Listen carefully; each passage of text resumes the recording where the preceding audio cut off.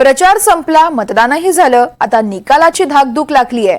उमेदवार आणि बडे नेते काय म्हणतात ते पाहणार आहोत. याच संदर्भात अमरावतीचे काँग्रेसचे ज्येष्ठ नेते माजी अर्थमंत्री डॉक्टर सुनील देशमुख यांच्यासोबत संवाद साधलाय आमचे प्रतिनिधी शुभम बायस्कर यांनी. बघूया. जर पाहिलं तर तुमची अमरावती विधानसभा हा नागरी भाग आहे. सुशिक्षित मतदार वर्ग या ठिकाणी मोठ्या प्रमाणात आहे.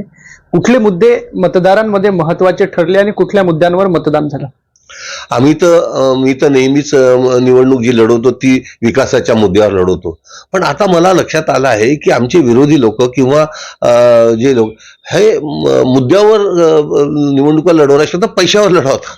म्हणजे पैशाचा जो महापूर मतदारसंघामध्ये मी पाहिला, आता माझी 7वी निवडणूक आहे, असा महापूर आणि साम दाम दंड भेट झोपडपट्टीमध्ये घराघरात पैसे वाटणं हे कधीच घडलं नाही. मी माझ्या आयुष्यात कधी अशी निवडणूक पाहिली नाही.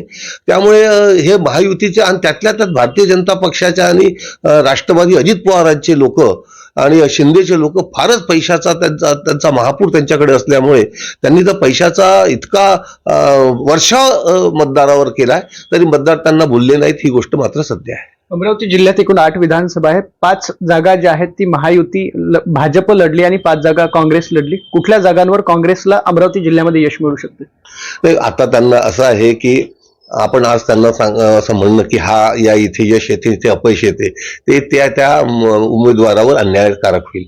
मला मात्र हे 100% खात्री आहे की महाविकास आघाडीचे सर्वात जास्त उमेदवार आमदार निवडून येतील.